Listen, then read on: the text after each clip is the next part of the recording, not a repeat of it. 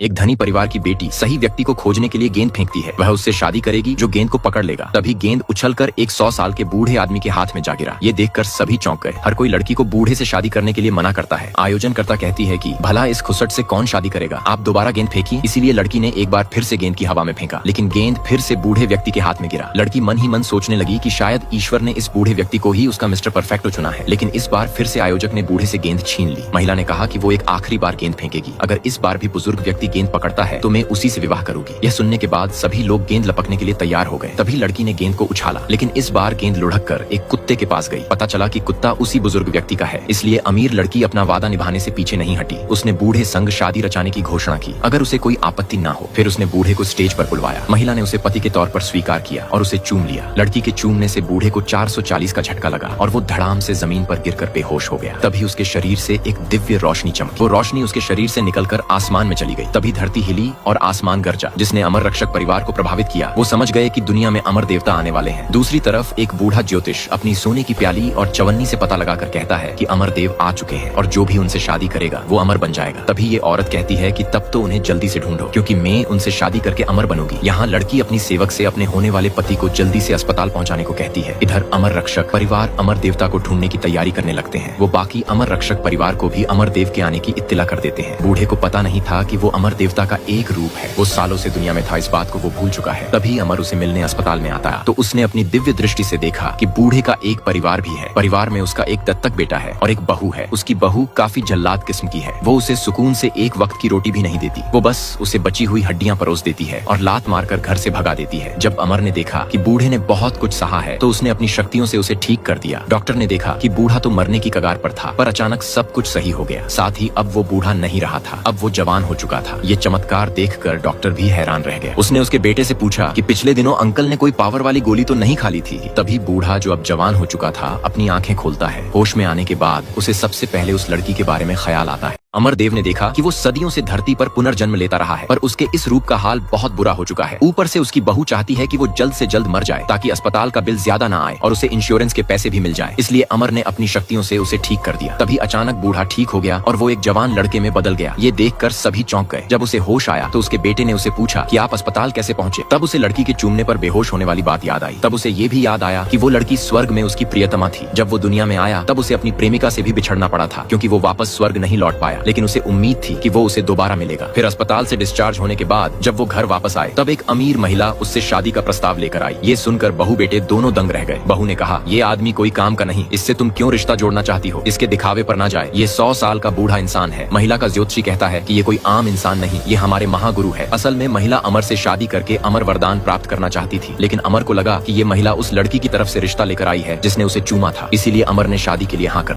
अचानक इस लड़की का बैग सरक कर सड़क के बीच में चला गया। जब वो उसे लेने के लिए भागी तभी सामने से एक कार आ गई। कार चालक उसे बचाने के लिए जोर से ब्रेक लगाता है। वो टकराने ही वाली थी कि तभी उसका कुत्ता उसे धक्का देकर वहाँ से हटाकर खुद कार से टकरा जाता है। तभी एकदम से समय रुक गया। लड़की की जान बच गई, लेकिन कार वाला आदमी मर चुका था। उसकी आत्मा उसके शरीर से बाहर आ गई। साथ ही में कुत्ता भी मर चुका था, उसकी भी आत्मा शरीर से बाहर आ गई। आदमी ने देखा कि वो मर चुका है और उसकी आत्मा शरीर से बाहर है, और ऐसा ही कुत्ते के साथ भी हुआ है। आदमी ने कुत्ते से पूछा कि हम अपने शरीर में वापस कैसे जाएं? कुत्ता कहता है कि इस ग्रहण की घड़ी के खत्म होने के बाद हम शरीर में जा सकेंगे, लेकिन मैं देख पा रहा हूँ कि तुम्हारा बच पाना मुश्किल है। कुत्ता कहता है कि मैं तुम्हारी जगह ले सकता हूँ और तुम्हें अपनी आत्मा दे सकता हूँ, लेकिन तुम्हें मेरी मालकिन के प्यार में पड़कर उससे शादी करना होगा, तभी मैं शरीर में वापस लौट सकूंगा। आदमी कहता है, मैं वादा करता हूँ, मैं तुम्हें अवश्य बचा लूंगा। उसके बाद कुत्ते की आत्मा आदमी के शरीर में चली जाती है। तभी समय फिर से नॉर्मल हो जाता है। अब कुत्ता आदमी के रूप में दोबारा जीवित हो चुका था।